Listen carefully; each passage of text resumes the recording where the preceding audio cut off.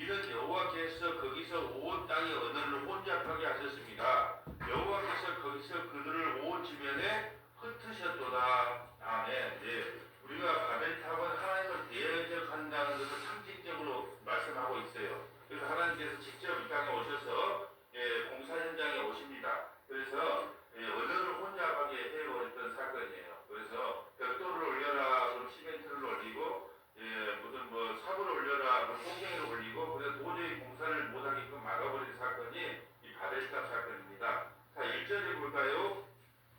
온 땅의 언어가 하나요, 말이 하나였더라. 처음에 우리가 온 땅의 언어도 하나고 말도 하나였어요. 뭐 스페인, 영어, 뭐 프랑스, 뭐 한국, 일본 말 배울 필요가 없어요. 왜요? 언어가 하나였단 말이에요. 그때 당시에는. 그런데 학원도 생길 필요가 없었는데 이 하나님 앞에 대적함으로 말미암아 언어가 혼잡하게 되어버렸죠. 여기서 이제 바벨탑을 쌓았는데 이 바벨의 뜻이 뭐냐 하면 신의 문이에요. 신의 문. 자, 바벨의 뜻은 신의 문.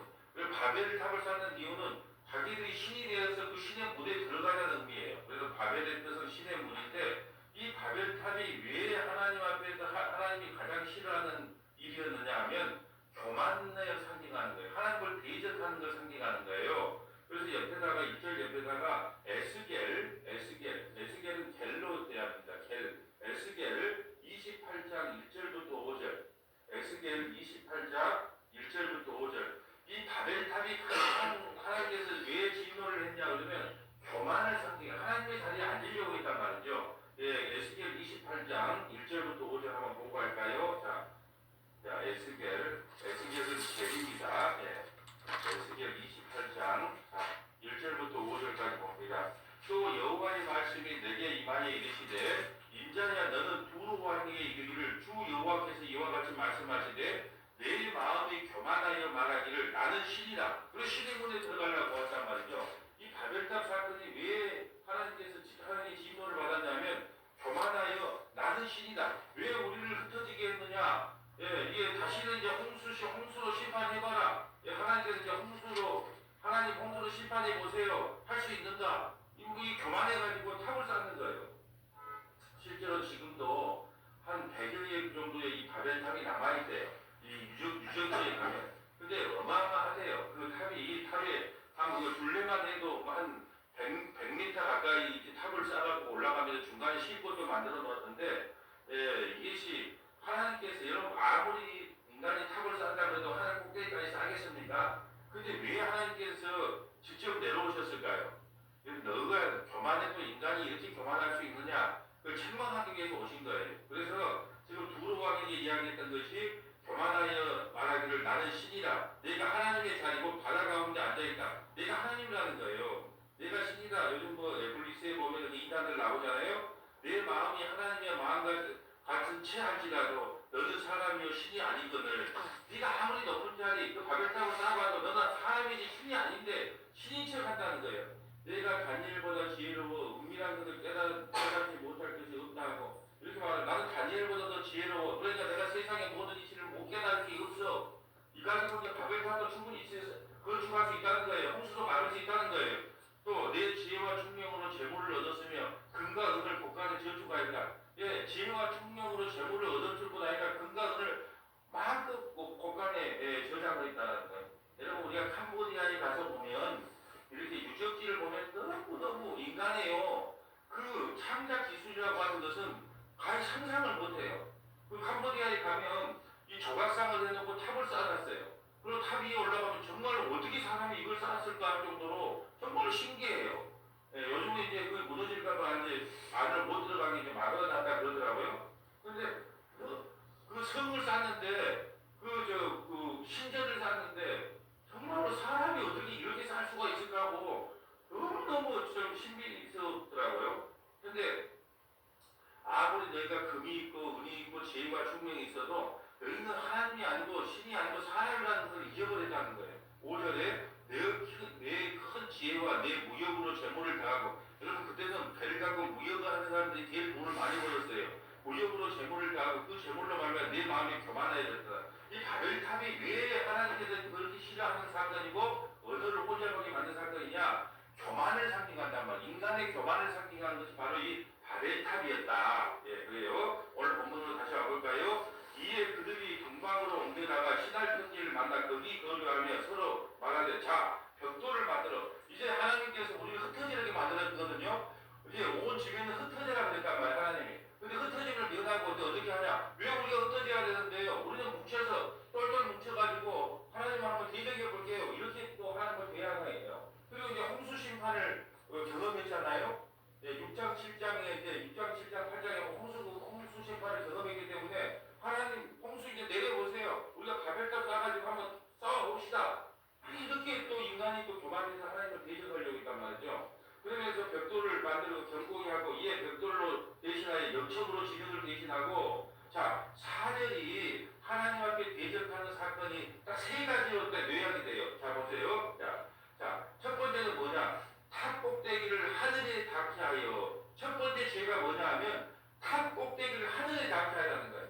예. 이 바벨탑을 쌓고 하늘에 닿게 하자는 거예요. 왜 하늘에 닿게 해요? 하나님을 대적하겠다는 의미예요. 첫 번째는 죄는 그거고 두 번째 죄는 뭐냐? 우리 이름을 내고. 여러분 우리 이름을 내면 안 된다는 거예요. 하나님의 이름을 내야 되는데 우리 이름을 내고 바벨탑의 세 가지 죄악을 지금 설명하고 있어요. 세 번째 하나님은 흩어지라고 그랬단 말이에요. 왜? 인간은 모여놓은 죄를 져. 그러니까 흩어져서 살아라고 하는데 흩어짐을 미연하게 하고 하나님 말씀을 대항한단 말이에요. 그러니까 여러분 바벨탑이라는 것은 아무리 높이 쌓았다고 하늘 끝까지 사겠습니까만은 여기서 하나님께서 왜 바벨탑을 그렇게 싫어하시고 미워했느냐 하면 이 하나님을 대적할 때 이 세 가지를 대적했단 말이에요. 꼭대기까지 탑 꼭대기까지 쌓아서 하늘에 닿게 하자. 그리고 제일 중요한 것은 우리의 이름을 내고 옆에 나가요. 사무엘상 3상 15장 12절 3상 15장 12절 3하 18장 18절 3하 18장 18절 이 사울왕과 압살롬이 또 왜 멸망을 했냐 하면 자기 이름을 냈단 말이에요. 자기 이름을 비석을 만들었어요. 그 내용이에요. 자 사무엘상 15장 12절 가볼까요? 자 사무엘상 15장 12절 사무엘상 15장 자 12절 가볼까요? 15장 12절 사무엘이 사울을 만나려고 아침에 일찍 일어났더니 어떤 사람이 사무엘에게 말하되 사울 왕이에요. 갈멜에 이르러 자기를 위하여 뭘요? 사울을 죽으려면 뭔 짓을 못합니까? 사울 왕이 이때 왕이란 말이에요. 근데 사울이 뭐예요? 자기 이름을 내려고 자기를 위하여 기념비를 세우고 발길을 돌려 길갈로 내려갔다 하는지라. 어떤 사람이 사무엘에게 와서 이야기하는 거예요. 사울 왕이 자기 이름을 위해서 비석을 세웠다는 거예요. 기념비를 세웠단 말이에요. 이게 하나님 앞에 엄청난 죄악이란 말이에요. 자기 이름을 드러내려고 하면 안 돼요. 여러분 목회도요. 목사가 자기 이름이 드러나거나 교회 이름이 드러나거나 유명해지려고 하면 뭐 문제가 생기는 거예요. 그러니까 예수님의 이름이 드러나야 되는데 사울왕이 자기를 위해서 비석을 세운단 말이죠. 여러분 목사든 성도든 이 세상에 그냥 왔다가 불가처럼 없어지면 되는 거예요. 그냥 왔다가 하나님께서 시킨 거 하고 그냥 죽어서 하나님께서 가면 되는데 꼭 이름을 내려고 했단 말이에요. 또 압살롬 볼까요? 다윗의 아들 압살롬은 또 어떻게 되냐? 반역을 하고 또 어떻게 했느냐? 자, 사무엘하 18장 18절 사무엘하 18장 18절 지금 이름을 내는 것에 대한 죄를 이야기하는 겁니다. 사무엘하 18장 18절 자, 하여튼 성경에 18이 나오거나 18이 나오면 별로 안 좋아. 예, 이 성경은 보면 이상하게 하나님도 그렇게 만들어놨더라고. 자, 압살롬이 살았을 때에 자기를 위하여 저 보세요. 압살롬이 반역을 했단 말이에요. 누구요? 아버지를 쫓아내고 자기가 왕에 오르려고 했어요. 근데 압살롬이 살아있을 때 누구를 위하여요? 또 자기를 위하여 하나님을 위해서가 아니고 자기를 위하여 한 비석을 마련하여 세웠으니 이는 그가 자기 이름을 전할 아들이 내게 없다고 내게 아들이 없으니까 이제 내가 그래도 내 이름이라도 남기려면 비석이라도 세워야 되겠다 그렇게 이야기했단 말이에요. 그러므로 자기 이름을 기념하여 그 비석에 이름을 붙였으며 그 비석이 왕이 골짜기에 있고 이제까지 그들을 압살롬의 기념비라 이끌더라. 자기를 위하여 비석을 만들었단 말이에요. 그래서 우리 인간이 이름 내기를 얼마나 좋아해요. 그래서 지리산 바위밑에다가 어떻게 하고 영자 숫자 왔다 갔다 그것을 내 이름을 내는 거예요. 그러니까 사람들이 난리가 되는 왜 이름을 적느냐 이거 바위에다가 그 자기 이름 내기를 그게 좋아한단 말이에요. 영자 숫자 여기 왔다 갔다 뭐 이렇게 이게 이제 하여튼간에 자기 이름을 대면 안 되는데 이 바벨탑에서 오늘 본문으로 오면은 왜 하나님께서 이렇게까지 싫어하느냐 바벨탑을 세 가지 때문이다.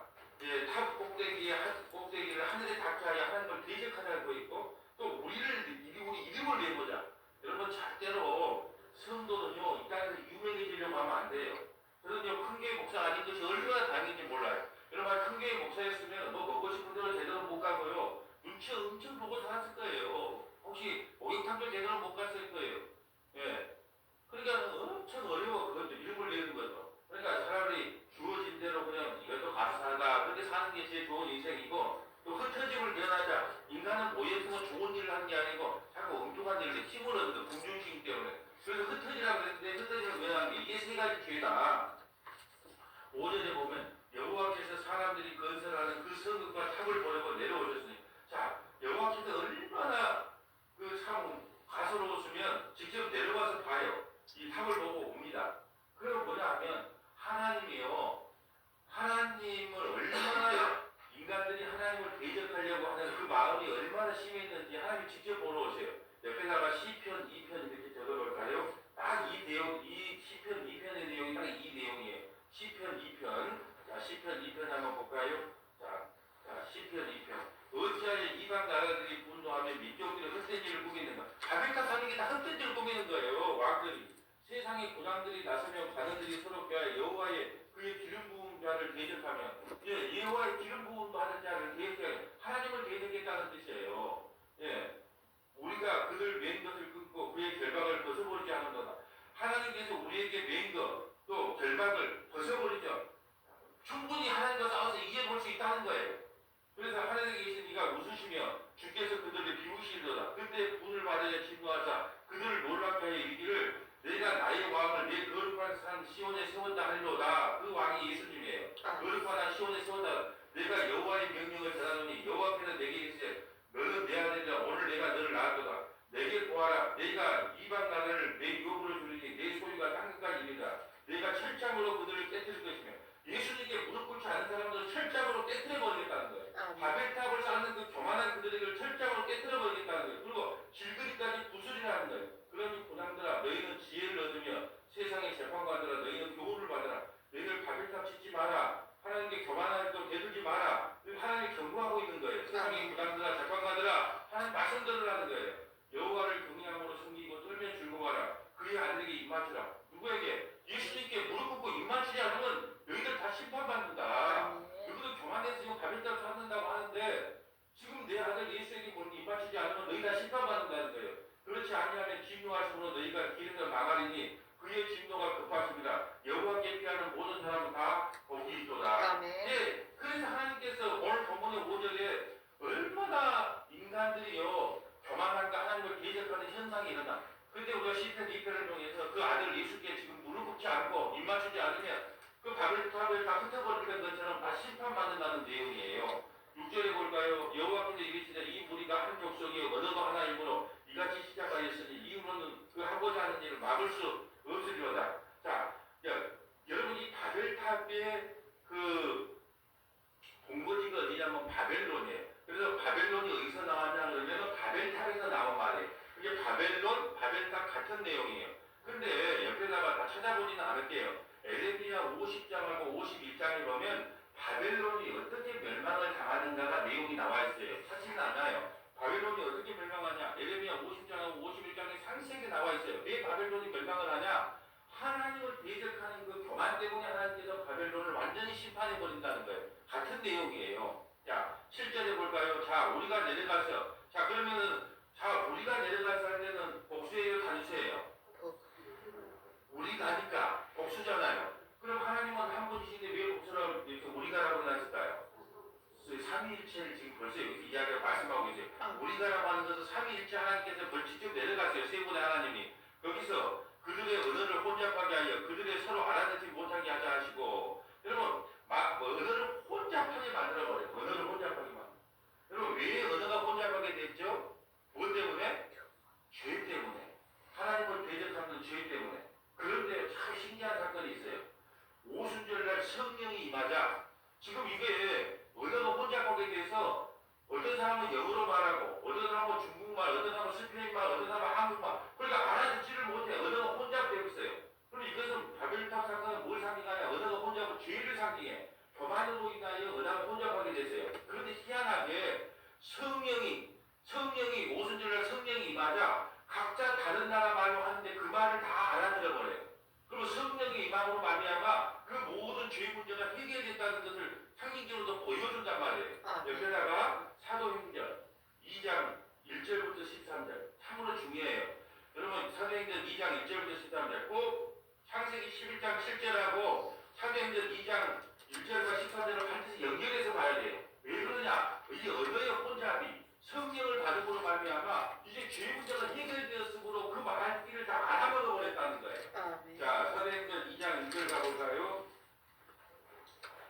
사도행전 2장 1절. 이 말씀이 참 중요한 말씀인데요. 사도행전 2장 1절 가볼까요? 자, 사도행전 2장 1절 봅니다. 오순절날이 이름에 자 주님께서 부활하신 후에 이 땅에 40일 계시고 하나님 나라 가신 지 10일 만에 그럼 하필 며칠이에요? 50일 만에 그들이 다 한 곳에 모였더니 호련히 하늘로부터 급하고 강한 바람 같은 소리가 있어 그들이 앉은 온 집에 가득하며 마치 불의 혀처럼 갈라지는 것이 그들에게 각 사람이 하나씩 임하여 있더니 그들이 다 성령의 충만함을 받고 성령이 말하게 하심을 따라 다른 언어들로 말하기를 시작하니 다 다른 언어. 그러니까 각지에서 몰려왔단 말이에요. 미국에서 스페인에서 로마에서 다 몰려와서 각각 다른 말로 이야기를 해요. 다른 나라 말로 이야기를 한단 말이에요. 언어가 혼잡한 말로 이야기를 해요. 그때 경건한 유대인들이 천하 각국에서부터 와서 예루살렘에 머물러 있더니 이 소리가 나며 큰 무리가 모여 각각 자기의 방언으로 제자들이 말하는 것을 듣고 소동하여 다 놀라 신기하게 얘기했는데 보라 이 말하는 사람들이 다 갈릴리 사람이 아니냐 우리 각 사람이 낭법 방언을 듣게 되는 건 요즘에 다 각자 우리는 바데인 어떤 사람은 바데인 어떤 사람은 메데인 어떤 사람은 엘라민 어떤 사람은 메소포타님 어떤 사람은 유대와 갑바도리아 본도와 아시아 부르기와 감빌리아 애굽 및 고레네와 가까운 리비아 여러 지방에 사는 사람들과 로마로부터 온 나그네 유대인과 유대교에 들어온 사람들과 그레이데인과 아라비아인들이 우리가 다 우리의 각 언어로 하나님의 큰 일을 말함을 듣는도다. 각자 다른 나라 말로 이야기를 했는데 그 말이 다 알아들어 버린단 말이에요. 언어가 통합이 돼버려요. 이게 아주 중요한 사건이거든요. 바벨탑은 하나님과의 대결하는 교만 때문에 죄로 상징해서 언어가 혼잡하게 됐지만 이제 예수님이 그 죄 문제를 해결했기 때문에 성령을 받아버려요. 근데 이때 성령으로 이때 방언하고 고린도전서의 방언은 틀려요. 달라요. 이때 방언은 뭐냐면 너희를 성령 받아들이게 죄 문제가 해결됐다. 성령 받았으니까 모든 죄 문제는 해결됐다는 걸 설명하기 위해서 바벨론에 흩어졌던 그 언어의 말들이 이제 다 영어를 말했는데도 한국말처럼 알아버렸고 스페인 말 배웠는데 한국말처럼 알아먹어버린단 말이에요. 모든 언어를 다 알아먹어버려요. 이게 어찌 된 일이냐면 그 바벨탑의 그 죄의 문제가 어디서 해결된다? 한 성령을 받음으로 모든 언어가 이제 통하게 되어버려요. 죄 문제가 해결됐다는 뜻이에요. 그래서 이것이 그 말을 할 때 모든 사람이 다 각자가 말을 하는데 다 통합해서 들려버린단 말이에요. 여기서 성령 받아 죄 문제가 다 해결되어버렸어요. 바벨탑의 그 죄 문제가. 그 다음에 고린도에 나오는 방언은 뭐냐면 은사로 주어진 방언이에요. 이것은 성령으로 인해서 우리에게 주신 방언이고 이것도 우리에게 잠깐 주신 은혜인데 그 무슨 말이냐면 너희의 죄 문제가 해결됐다는 걸 설명하기 위해서 지금 못 알아먹잖아요. 미국말 하면은 공부를 해야 알아먹잖아요. 성령을 받아도 그것은 잠깐 우리에게 죄 문제가 성령이 임한 너희에게는 죄 문제가 해결됐다는 걸 보여주기 위해서 언어를 통합시켰단 말이죠. 그런데 고린도전서에 나오는 방언이라고 하는 것은 하나님의 은사로 그냥 은혜로 주는 거예요. 그러니까 방언도 다 틀려요. 이 말은 틀리고 저 말은 다 틀려요. 그러니까 굳이 기도를 할 때 여러분 그거 아세요? 불교인들도 방언을 해요. 불교 다니는 기독교만 방언이 있는 게 아니고 각 종교에는 다 방언이 있어요. 그런데 이제 방언을 갖다가 하면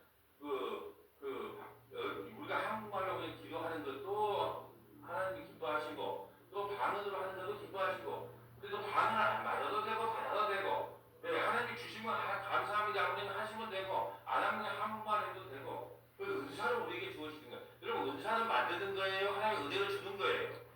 은혜로 주는 거니까 그냥 주시면 감사합니다 하면 되는 거고 그럼 부러워할 것도 없어. 왜 부러워할 것이 아니냐 그러면 어떤 사람에게는 말씀을 가르치는 은사를 주고 어떤 사람은 사랑의 은사를 주고 어떤 사람은 섬기는 은사를 주고 각자 은사가 다 틀려.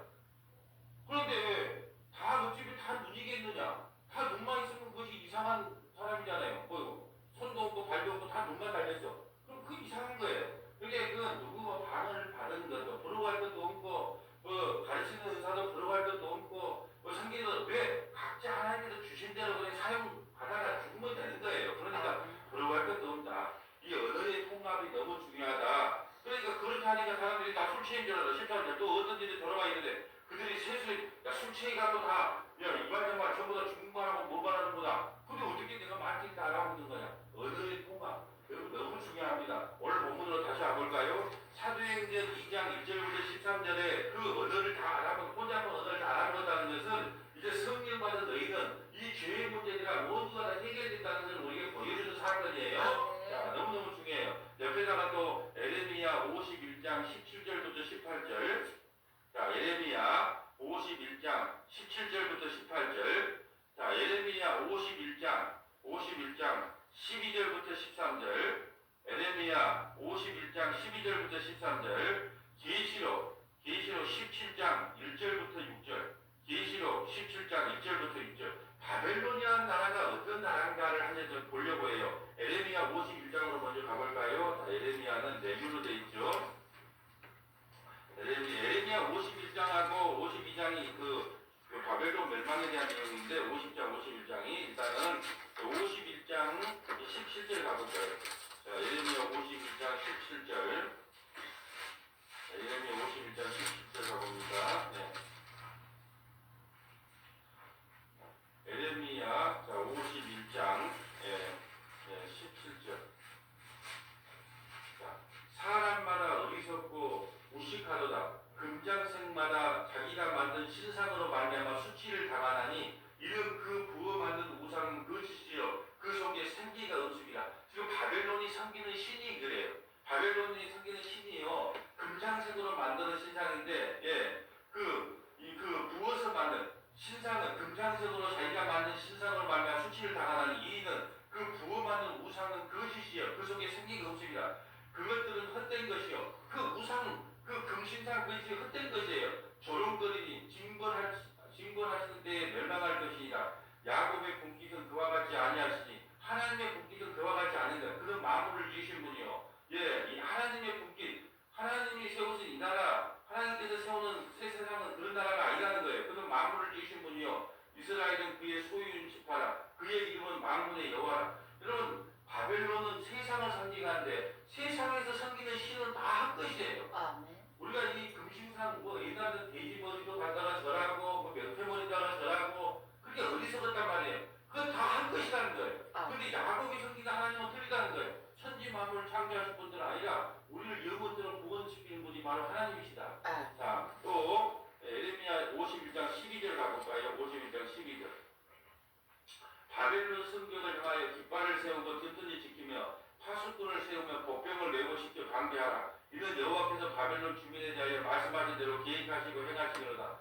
많은 물가에 살면서 재물을 많은 자여 내 재물의 한계 곧 내 끝이 왔도다. 만군의 여호와께서 자기의 목숨을 두고 맹세하시되 내가 진실로 사람을 메뚜기같이 내게 가득하게 하리니 그들이 너를 향하여 너를 향하여 한성을 높이리라 하시도다. 여러분 무슨 말이냐? 하나님께서 너희 바벨론 성벽 자랑하고 있지. 두껍다 성벽이 두껍다고 자랑하고 있지. 그래 열심히 파수해서 지켜봐라. 내가 너희를 메뚜기를 보내가지고 완전히 황폐하게 만들어 버릴 거다.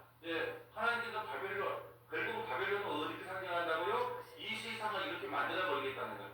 다른 말로 할까요? 그 바벨탑에 대해서 지금 바벨탑의 본거지가 바벨론이란 말이에요. 같은 의미예요. 그러니까 너희가 지금 바벨탑을 쌓아서 나를 대항하려고 하고 교만을 떠는 너희들 내가 쑥대밭 만들어 버릴 거야. 이 세상은 내가 멸절시켜 버릴 거야. 지금 그렇게 말씀하고 있는 거예요. 바벨론에 대한 심판, 세상에 대한 심판. 계시록 17장 1절로 가볼까요? 요한계시록 17장 1절. 성경 저 끝에 있는 지금 바벨탑에 대한 이야기를 하고 있어요. 그 시체가 뭔지. 자, 요한계시록 17장. 자, 요한계시록 17장. 자, 1절부터 6절. 또 일곱 대접을 가진 일곱 천사 중 하나가 와서 내게 말하였는데 이리 오라. 많은 물 위에 앉은 큰 음녀가 받은 심판을 내게 보이리라. 이게 바로 바벨론이에요.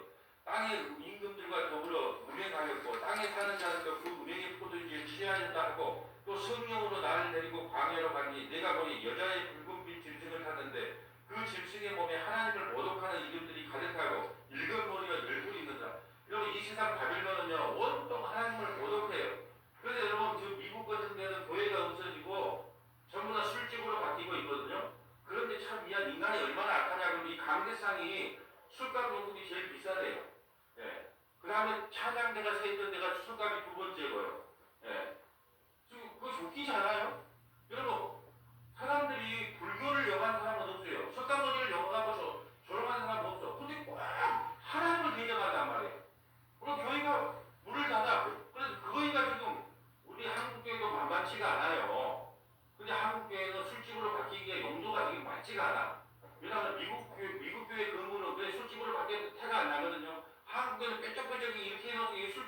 바뀌면 이게 자세가 안 나와서 안 된단 말이에요. 다행인지 불행인지 몰라. 하나님은 어느 정도 모욕을 하냐 그러면 목사님이 설교했더니 강대상에다가 술 많이 세워놓고 여기가 제일 비싼 술 자리입니다. 예. 그 다음에 어디 선가대 자리, 찬양대 자리 뭐 이렇게 정해놨단 말이에요. 이렇게 하나님을 모욕하고 대적하는 사람들이 바로 바벨론 사람이에요. 이 세상 사람들이라는 거예요. 그 여자는 자줏빛 붉은 옷을 입고 그 여자는 누구예요? 이 은여, 이 세상 바벨론 자줏빛 붉은 피도를 입고 자줏빛 옷을 입고 붉은 옷을 염색을 해서 입었다는 건 아주 부자예요. 옷을 입고 금과 보석과 진주로 꾸미고 손에 금잔을 가졌는데 가증한 물건과 그의 음행에 더러운 것들이 가득하더라. 그의 이마에 이름이 기록되었으니 비밀이라 큰 바벨론이라. 그럼 바벨론 이 세상은 이렇게 살아간다. 땅의 음료들과 가증한 것들이 어디라. 그러니까 바벨론은요 이 심판받아 마땅한 가증한 것들로 가득 찬 것이 바로 이 세상이에요. 여러분 여러분이 살다 보면 이 세상이 좀 살기가 좋아지는가요? 옛날에는 형제가 5명 있어도 어렸을 때 먹고 살기 힘들 때는요 형님하고 동생하고 우애도 깊고요 뭐 서로 묵어라 그러고 도와주기도 하고 형님 버림 좀 써주시오 그러면 그래 알았다 그러고 버림도 써주고 했어요. 지금 시대가 어쩔까요? 먹고 살만 한다고 하는데 전부 형은 형대로 동생은 동생대로 엄마는 엄마대로 자식은 자식대로 그렇게 사는 시대가 되어버렸잖아요. 이 시대가 행복한가요? 차라리 돈이 없어도 근데 화목했던 그 시절이 훨씬 더 행복하다고 생각하지 않아요? 왜 우리나라는 먹고 살기가 이렇게 좋은데 왜 자살률이 1위일까요? 왜 먹고 사는 것이 이렇게 풍족한데 새끼들은 다 안 올라고 그럴까요? 이 모순 덩어리예요, 모순 덩어리. 그 말은 뭐냐면 이제 계속 마음이 황폐해져요. 여러분 제가 우스갯소리로 그러잖아요. 옛날에는 우리 윤대 안세희사님 말씀을 드려도 죄송하지만 이렇게 혼자 살아 그러면 옛날에는 안 될까 야. 근데 요즘은 뭐라 그러지 아세요? 야 부럽다 부러워. 뭐 챙겨줄 사람 있냐 보이죠? 하여튼 부럽다. 요즘은 다 바뀌어버렸다니까요 사람들이. 특히 이제 여자들한테 물어보세요. 옛날에 여자 혼자 살면 아이고 힘들어서 어떻게 먹고 살기 힘든데 이렇게 말을 했어. 근데 요즘은 뭐라고 하세요? 아이고 뭐 남편 밥 챙겨줄 일이 있어. 무슨 챙겨줄 일이 있어. 얼마나 좋냐. 이렇게 말해본다니까요. 실제로 대화들이 다 그렇게 흘러가 버리더라고. 옛날에는 안 됐다 그래요. 야, 너네 힘들거든. 근데 지금은 다 부러워하는 눈으로 아이고, 이 진짜 편하겠다잉. 등산을 가든지 뭘 하든지 그렇게 한다니까요. 지금 우리 때가 그러잖아. 50대 중반들 우리는 다 말들이 다 그렇게 말을 해요. 그러니까 이제 뭐 결혼 이제 이혼이 아니고 결혼이 대세가 되고 다들 뭐라고 하냐면 야 30년 사는 것도 힘들다. 그 정도 살았으면 됐지. 이런 충분히 평가를 해버린단 말이죠. 문화가 그렇게 급격하게 변해요. 여러분 보세요. 청년들하고 상담할 때 야 혼전 순결을 지켜야 된다 그러면 다시는 목사님한테 상담을 안 해요. 왜 그럴까? 이 꼰대 남의 야 이거 꼰대야 이렇게 그렇다고 해서 뭐 성전 순결을 지키라고 말할 수밖에 없지만은 그냥 뭐 그렇게 말을 못 한다니까요. 그렇게 말을 하면 꼰대라고 아예 상담 자체가 안 해버려. 예. 그런 시대예요. 그러니까 이 세상은 멸망을 빨리 와야 돼. 예. 빨리 이 세상이 멸망돼야지 우리에게 복이지. 이 세상이 가면 갈수록 죄 짓는 것밖에 더 하겠어요? 6절에 볼까요? 또 내가 보면 이 여자가 성도들의 피와 이 여자 누구? 음녀가 성도들의 피와 예수의 증인들의 피에 취한지라. 그러니까 어떻게 하면 예수 믿는 사람들을 잡아 죽이려고 하는 어떻게 하면 예수 못 먹게 하려고 예를 쓰는 내가 그 여자를 보고 놀랍게 여기고 그게 놀랍게 왜 놀랍게 여길까요? 아 예수도 안 믿고 그런데 왜 저렇게 잘 먹고 잘 살까? 왜 하는 일보다 승승장구할까? 그러니까 예수 믿는 내가 그들을 보고 놀랍고 놀라. 우리 생각에는 예수님 대적하고 목사 대적하고 막 교회 대적하고 핍박하면 갑자기 벼락을 내려갖고 그들이 못 살아야 맞는데 오히려 예수도 없다. 예수가 어딨냐? 날 믿어라, 돈을 믿어라, 주먹을 믿어라. 근데 오히려 그들이 더 승승장구돼. 그러니까 그들을 보고 놀랍고 놀랄 수밖에 없단 말이죠. 그럼 왜 그럴까요? 세상에 복을 누가 준다? 귀신 새끼가 준다. 귀신 새끼가. 귀신이 줘요. 귀신이. 그러니까 우리가 마태복음 4장에 예수님 시험할 때 보면 뭘 주겠다 그래요? 아 부귀 여과 주겠다 그러잖아요. 부귀 여과. 예? 나한테 제일 많이 막 부귀 여과 주겠다 그러잖아요. 그러면 예수님 믿는다고 예수님 믿으면 부귀 여과는 우리하고 거리가 멀어요. 그러니까 선택을 할 때도 종교 선택을 잘해야 돼. 그냥 내가 이 세상에서 잘 먹고 잘 살다가 지옥 가야 되겠다 그러면 저 정보사 밑에 김보살, 김보살한테 가서 어떻게 하면 돈을 벌겠습니까? 하고 물어봐야 되고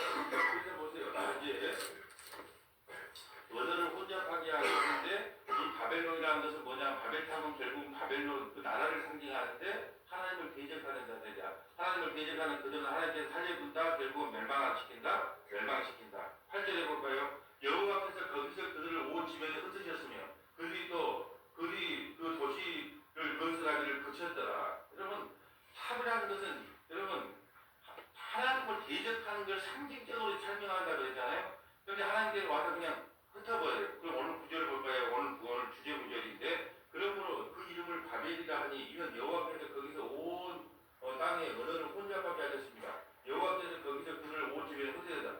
그래서부터 이제 언어가 혼잡하게 되기 때문에 공사가 중단돼요. 실제로 바벨탑이 지금 한 1000개 정도인가가 이렇게 막 그 현장에 가면은 바벨론 그 현장에 가면은 실제로 그것이 지금 공사가 돼 있는 것이 있대. 그 사실 실제로. 예. 이것은 지금 구절을 통해서 우리에게 주는 메시지는 뭐냐? 예수님은요 세상의 나라를 반드시 멸망시키고 하나님의 나라를 세운다는 거예요. 세상 나라를 반드시 멸망하고 옆에다가 다니엘 2장 31절부터 45절 지금 이 말씀을 좀 하고 싶은 거예요. 그 다니엘 2장 31절부터 45절 또 하나 적어놓고 시작할까요? 히브리서 12장 26절부터 29절 히브리서 12장 26절부터 29절 자, 벌써 한번 찾아볼까요? 다니엘서 2장 31절 다니엘 2장 31절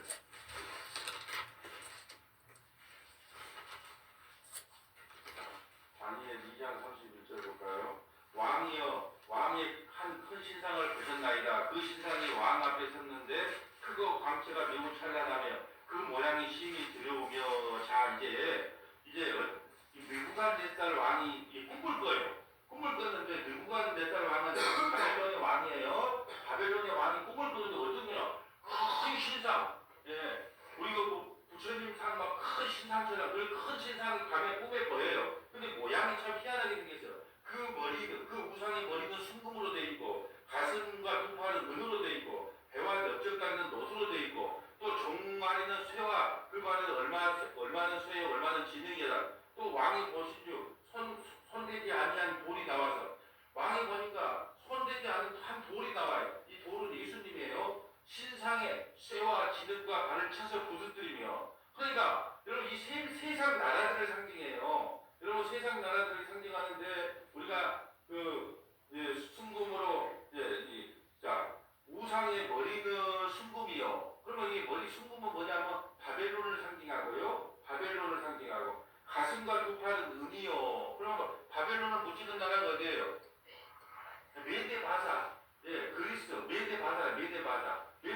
그럼 메데바사를 묻히는 나라 배와 넓적다리는 노시요. 이건 어딘가요? 그리스. 그 다음에 종아리는 쇠요. 그 발에 얼마는 지능이요. 이건 어디요? 로마. 예. 그런데 그대로 상게 바벨론, 순금은 바벨론, 은은 또 메데바사. 예. 머리의 순금은 바벨론, 가슴과 두 팔은 메데바사, 배와 넓적다리는 녹은 그리스. 그 다음에 종아리 하나는 쇠요. 그 발에 얼마는 쇠요. 얼마는 지능이다. 왜냐하면 로마가 두 나라로 나눠지거든요. 동로마, 서로마. 이렇게 나눠지기 때문에 이 로마가. 그런데 하나님께서 우리 하늘에서 산에서 뭐 복들이 한 돌멩이가 나타나. 그 돌이 뭐예요? 반석계신 예수님이 나타나는 이 이방 나라들, 이 세상 나라들은 완전히 산상조각을 낸 꿈을 꿨단 말이에요. 그때 쇠와 그 기름과 녹과 은과 금이 다 부서져 여름 타장 바람에 겨와 같이 되어 바람에 불러간 곳이 없었고 그 우상을 친 돌들은 태산을 이루어 온 세계 가득하다. 결국은 이 세상은 멸망당하고 하나님의 백성으로 가득 찬다는 거예요. 그래서 이 하나님께서 그래요. 지금은 세상 나라 바벨론이 큰 소리치고 살아가는 것처럼 보이지만 결국은 하나님이 십자가를 통하여 이 세상을 자기 백성으로 가득 채울 것이라는 것을 이야기하고 있어요. 그 꿈의 해석은 이러하니 해석도 해줘요. 이제 그 해석은 왕이 아니라 왕은 여러 왕들 중에 왕이시라 하늘의 하나님 나라와 그 권세와 능력과 영광이 왕에게 주셔서 다니엘이 지금 느부갓네살 왕의 꿈을 지금 해석을 해줘요. 사람들과 들짐승과 공중에서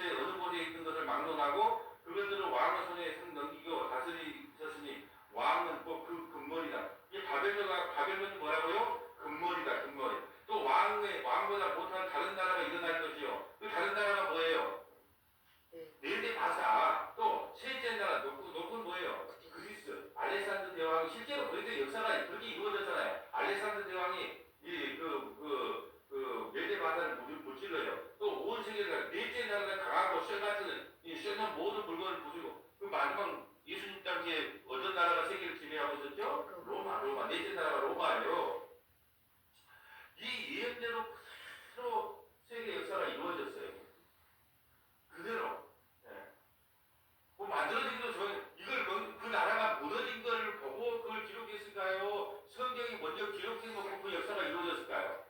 성경이 먼저 기록해놓고 그대로 역사가 이루어졌단 말이에요. 그게 하나님의 말씀은 살아서 운동력이 있고 팩트고 사실이란 말이에요. 네. 왕께서 그 발과 발가락이 얼마나 토기장이 지는 게 얼마나 세요. 왜 동로마와 서노마가 나눠져요. 로마가 그 나라가 나눌 것이며 왕께서 쇠와 지능이 섞인 것을 보셨으니 그 나라가 쇠같이 튼튼함이 있을 것이다. 그 발가락이 얼마나 쇠요 얼마나 지능이요. 그래 동로마 서노마가 나눠지게 해요. 그 나라가 얼마든지 든든하고 얼마나 부서질 만한 것이며 왕께서 쇠와 지능에 섞인 것을 보셨으니 그들이 다른 민족과 서로 섞일 것이나 그들이 피차에 합하지 아니함이 쇠와 지능이 합하지 아니함과 같으니라. 예. 자 그러면 자 44절부터 45절이 이제 핵심이에요. 이 여러 왕들의 세대에 하늘의 하나님 한 나라를 세우리니 그게 무슨 나라예요? 하나님의 나라예요. 이것은 영원히 망하지 아니할 것이요 그 국권이 다른 백성에게로 돌아가지도 아니할 것이요 도리어 이 모든 나라를 쳐서 멸망시키고 영원히 설 것이요 어떤 나라? 구원의 나라, 반석의 나라, 하나님의 나라. 손대지 아니한 돌이 어디서 나와요? 산에서 나와서 쇠와 녹과 진흙과 은과 금을 부서뜨릴 것을 왕에게 보일 것은 크신 하나님의 장래일을 왕께 알게 하신 것이라. 그 꿈은 참되고 이 세석은 확실하나이다. 결국은 산에서 한 돌 예수님이 나와서 이 세상 나라를 다 무너뜨려 버려요. 오늘 바벨탑을 무너뜨린 것처럼 바벨탑의 공사를 중지시켰던 것처럼 결국은 하나님께서 예수님이 이 땅에 오셔서 자기 백성을 구원시킨다는 거예요. 세상을 다 무너뜨리고 그걸 예언해 나란 말이에요. 그럼 역사가 그렇게 이루어졌으니까 나머지 역사도 이루어질까요? 안 이루어질까요? 당연히 이루어지겠지요. 자, 그 말이에요. 오늘 본문으로 가볼까요? 그럼 히브리서 한번 찾아보고 갈까요? 히브리서 12장 26절. 자, 히브리서 12장 26절. 히브리서 12장 26절 볼까요? 자, 히브리서 12장 26절.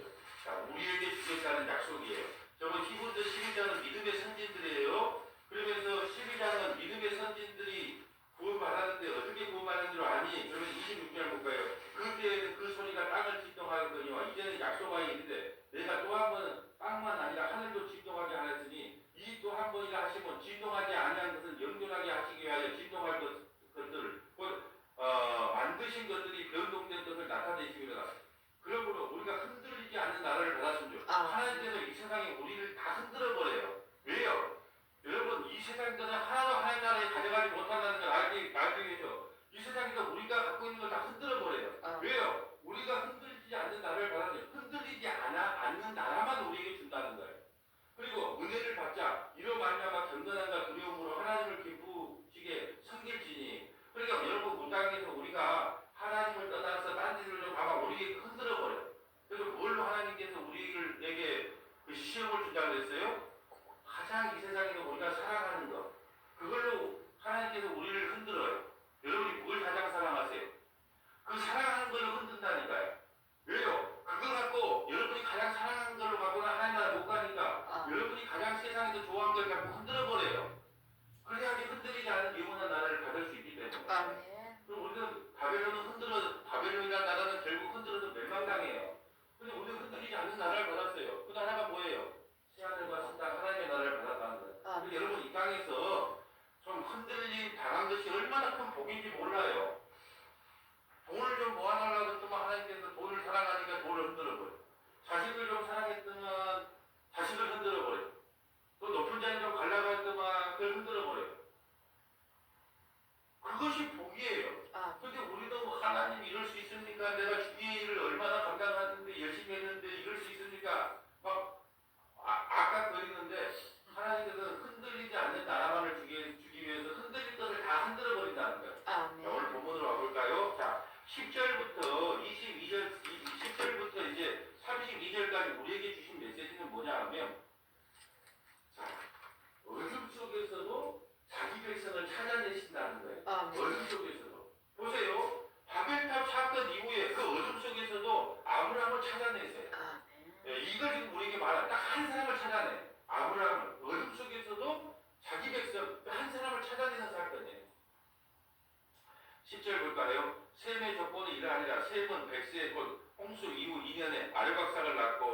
보세요. 이 셈은 예수님의 조상인데요. 그러면 셈의 후손이 누구예요? 아르박사. 예, 왜 셈이 예수님의 후손인데요? 덮어주시면 은혜를 안다.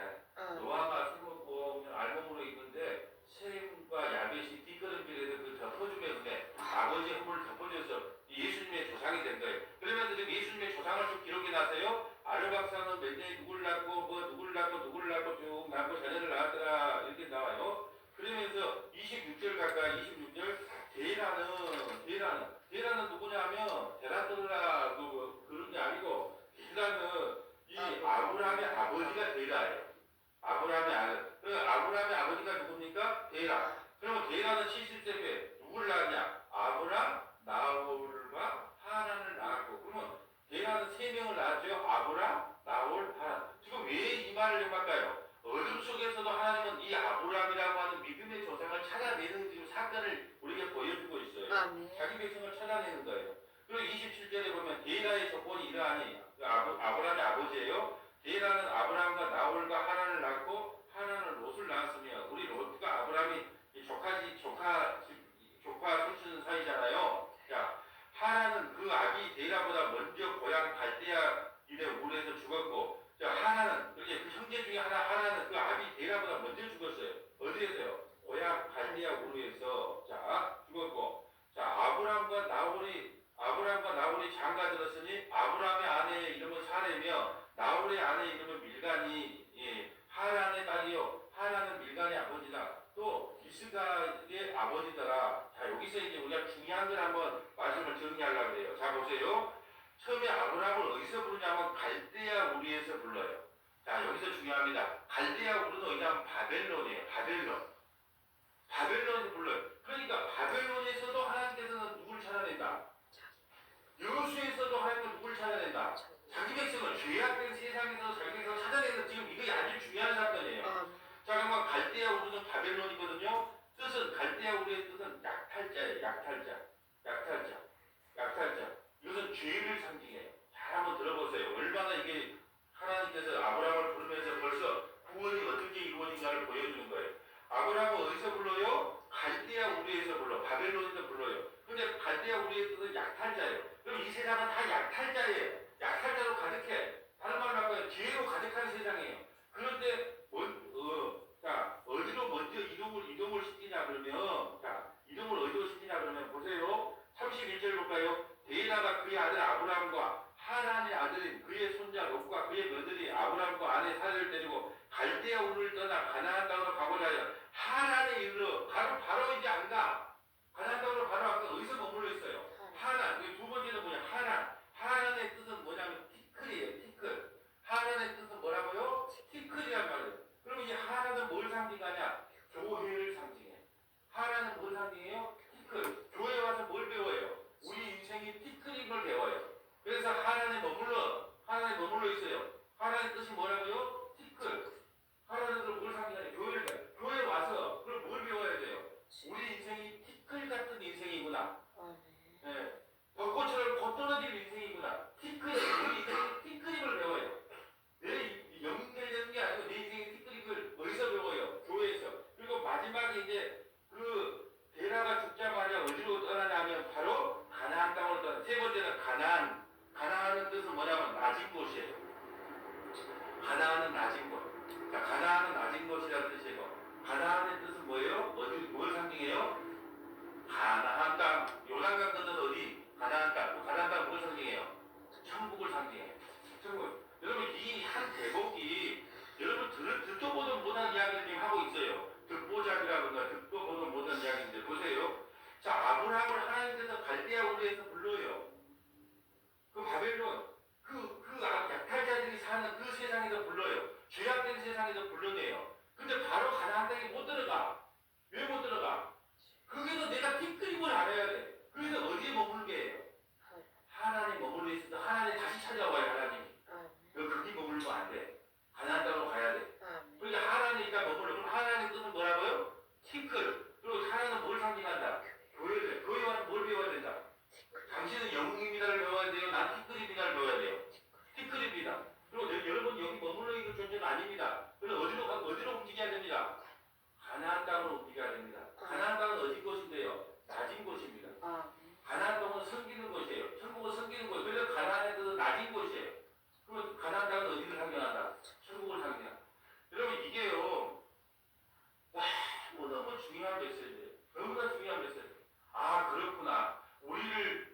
이상 바벨론에서 불러내시는구나. 하나님께서 우리를 찾아오시구나. 그래서 교회라는 곳에 가서 뭘 배우게 하시구나. 우리의 인생의 띠끄림을 배우게 하시구나. 그리고 나서 비로소 우리를 온전한 어디로? 가나안 땅으로 인도하는구나. 이게 바로 구원의 여정이에요. 아브라함을 통해서 우리에게 그대로 설명해 주고 있어요. 이것을 누구한테 들어본 적이 있다 없다. 저소로 팔도에 이런 말은 들어본 역사가 없어. 이런 역사가 없어. 예. 이게 사람은 틈만 나면 자기가 하는 거예요. 그래도 죄예요. 또. 자, 보세요. 오늘 본문 31절을 볼까요? 봐. 자, 이런 걸 그걸 했더라. 여러분, 그래서 31절에다가 이렇게 적어 놓으세요. 구원은 부르십니다. 구원은 부르십니다. 여러분, 아브라함이 바벨론에서 우상 팔다가 아버지 따라서 우상 팔아버렸단 말이에요. 자기는 믿음의 조상이 되고 싶은 마음이 1도 없어요. 그리고 하나님이 누군지도 몰라. 근데 하나님이 찾아가셨어요. 그래서 구원은 부르심에 옆에다가 에베소서 2장 1절부터 10절. 에베소서 2장 1절부터 10절. 자, 에베소 2장 1절부터 10절은 다 아는 내용이에요. 헌가지로 죽었던 너희를 그리스도께서 찾아가셔서 은혜로 구원시켰다는 내용이고, 옆에 또 하나 계시록 18장 1절부터 4절. 계시록 18장 1절부터 4절. 사실은 이 바벨탑 성경에서 가장 중요한 게 요한계시록 18장 1절부터 4절이에요. 너희들은 저 바벨탑에 탑을 쌓고 있는 것이 멋지게 보여도 그거 참여하지 말라는 것이 오늘 우리에게 주는 메시지예요. 요한계시록 18장 1절 가볼까요? 요한계시록 18장 1절. 이후에 다른 천사가 하늘에서 내려온 것을 보니 큰 번개를 가졌는데 그의 영광으로 땅이 환하여지더라. 힘찬 음성으로 외치되 무너져도다 큰 성 바벨론이야. 바벨탑 무너진다. 이 세상 무너진다. 왜? 귀신의 처소와 각종 더러운 영이 모인 것과 각종 더럽고 가증한 새들이 모인 곳이 되어서다. 그 음행의 진노의 포도주로 말미암아 만국이 무너졌으며 또 땅의 왕들이 그와 더불어 음행하였으며 땅의 상인들도 그 사치의 세력으로 치부하였도다 하였더니 또 내가 듣니 하늘로부터 다른 음성이 나오는데 서문화 교회는 다른 음성을 드려야 돼요. 하늘의 음성을 드려야 돼요. 내 백성아 거기서 나와 그의 집에 참여하지 말고 그가 받은 지향들을 받지 말아라. 서문화 교회 성도들아 바벨탑 쌓는데 동참하지 말라는 거예요. 세상에 고기 영화 쫓아가지 말라는 거예요. 그럼 고민 안 한다는 거예요. 지금 이걸 설명하고 있는 거예요. 그래서 오늘 가장 중요한 게 지금 뭐냐? 그 바벨탑, 그 교만의 자리에 사용하는 선도들아, 사용하는 서문화 교인들아, 거기에 동참하지 말아라. 왜? 이 세상은 곧 무너진다. 두 번째는 뭐냐 하면 아무리 험악한 세상, 죄악된 세상에서도 하나님은 반드시 자기 백성 아브라함을 불러주셨던 것처럼 이 험악하고 이 추악하고 이 악한 여수 바닥에서도 반드시 서문화교회 성도들을 불러내서 구원시켜준다. 이거 걱정하지 마라. 오늘 본문이 말하고 싶은 메시지가 그거예요. 자, 오늘 말씀을 통해서 우리가 네 가지만 좀 기록했으면 좋겠어요. 강제로 기록장 속에 첫째, 영웅주의, 니무로 사상은 결국 멸망한다.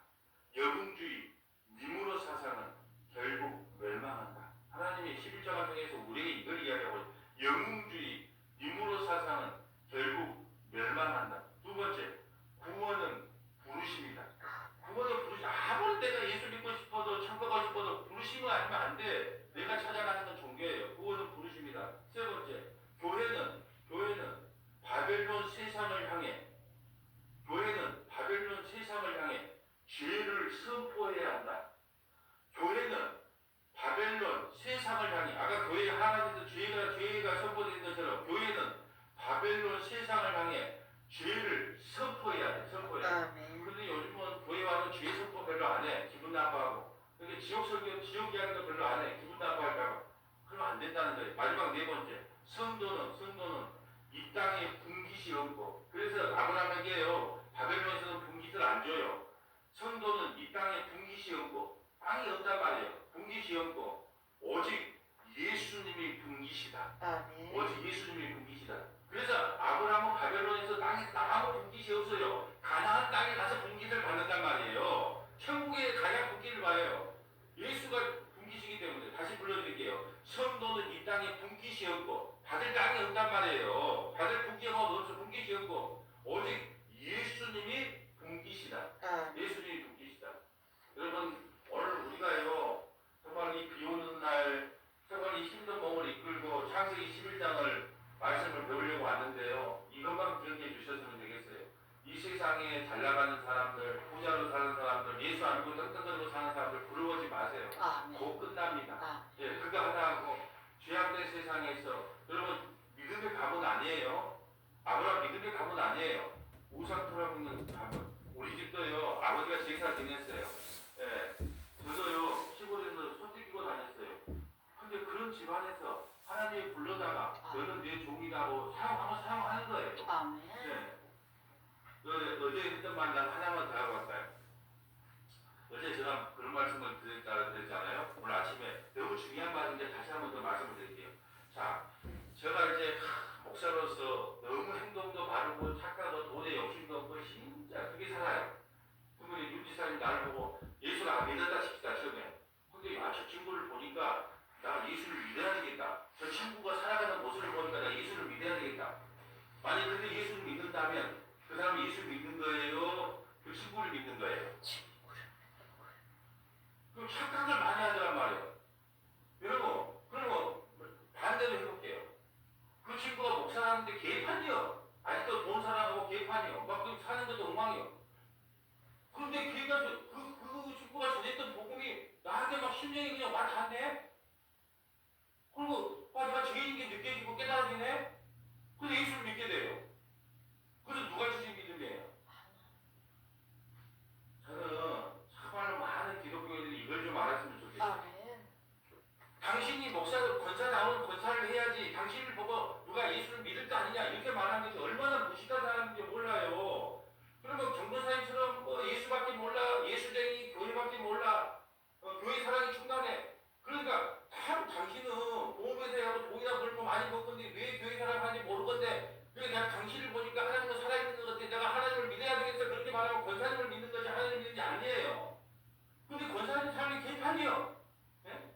아까 말한 것처럼 무슨 만원 얼마짜리 그걸 어쩌고 해. 그런데 가만 보니까 그래도 이 양반이 와도 그래도 예수님 뿐이요. 이렇게 말하는데 그 말이 믿어지더라는 거예요. 그리고 권사님의 행동을 믿는 거예요. 권사님이 나오는 그 복음의 능력으로 믿게 된 거예요. 믿게 된 거예요. 그걸 잊어서는 안 돼요. 왜냐하면 항상 우리 사람들 저한테 그러거든요. 어디 가면 목사님들은 다 2대8 다른 말하고 점잖하고 말하고 있는데 왜 그렇게 점잖지 못하냐. 나는 그런 말 한 적이 많아. 그냥 내려보면 강대상 내려보면 어떤 사람은 동생처럼 어떤 사람은 형님처럼 어떤 사람은 부모님처럼 편하게 하는 게 어땠어요? 예. 좀 큰 얌전 떨어야 됩니까? 근데 다른 게 목사님이 뭐라? 다 점잖하게 얘기하고 있는데 그럼 만약에 내가 그렇게 점잖해갖고 그렇게 참 인간성이 있고 점잖해서 나를 보니까 이 하나님 살아계시다 믿는다. 그러면 그것은 누굴 믿는 거예요? 나를 믿는 거잖아. 근데 막 천방지축이야. 근데 강의상에 올라가서 말씀을 전했는데 그 말씀을 보고 내가 찔림을 받고 내가 회개하고 예수를 믿게 되네? 그건 하나님의 능력이에요. 그래서 여러분 하나님은요 절대 똑똑한 사람 안 듣고 있어요. 성경에서 똑똑한 사람 한 사람밖에 없어. 사도 바울. 그것도 똑똑하니까 하도 똑똑하니까 먼저 예수 믿는 사람을 잡아 죽이게 만들어 놓고 사용했단 말이에요. 왜? 역할이게 만들어 놓고 사용했단 말이죠. 아니면 자기가 얼마나 잘났다 그러겠어요. 하나님은 약한 자를 들어서 강한 자를 부끄럽게 하고 정말로 소문 있는 사람을 들여다가 성령을 깨닫게 해서 말씀을 전하는 게 믿어지고 삶은 개판이라 할지라도 관계성에 올라가 전하는 것이 진짜 진리의 말씀인 것이 믿어지고 그래서 하나님의 역사를 이루어 가신다는 거예요. 그 사람을 통해서 그 사람이 변하는 걸 보고 그 사람이 저렇게 변했으니까 나도 예수 믿어야 되겠다. 그게 아니란 말이에요. 근데 지금까지 수많은 설교가 뭐냐고 당신이 예수 믿는 사람들은 살아야 다른 사람들은 당신을 보고 예수 믿을 거 아니냐. 근데 그것이 맞게 보였죠. 그렇게 고개를 끄덕끄덕 했단 말이에요. 지금까지는. 그럼 그 사람을 믿는 거예요. 예수님을 믿는 게 아니고 물론 개판으로 사람 말을 한 것이 아니고 우리가 바르게 산다고 우리를 보고 믿을 것도 아니고 왜 사도 바울이 8시간 설교를 했는데 믿는 사람만 믿고 믿지 않는 사람 안 믿었어요. 그래서 믿음이라는 건 하나님의 일방적인 선물이지 그 우리가 하고 하나서 그래서 내가 개인적으로 우리 참 이게 내가 이 옥하늘 목사님 제자 훈련시킨 그 목사님 훌륭하신 목사님인데 저는 개인적으로 그분을 좀 이렇게 그분이 인본주의 사상이 많다라고 내가 생각했던 것이 여러분 여기 교재가 나왔습니다. 부교육자들 이 교재가 나왔는데 여러분이 기도 10시간 했고 와서 전환가하고 1시간 전행하고 전환가하고 그 능력이 어떻게 나타나겠습니까? 이게 말이에요. 그럼 다 맞는 말처럼 보이죠? 10시간 기도해갖고 전환은 더 훨씬 더 그냥 속도 들어가기처럼 보이죠? 거기 지금 끄덕끄덕 하는 정상이에요. 그럼 그것이 누구의 능력이에요? 내가 10시간 기도한 것이 능력이잖아요. 그게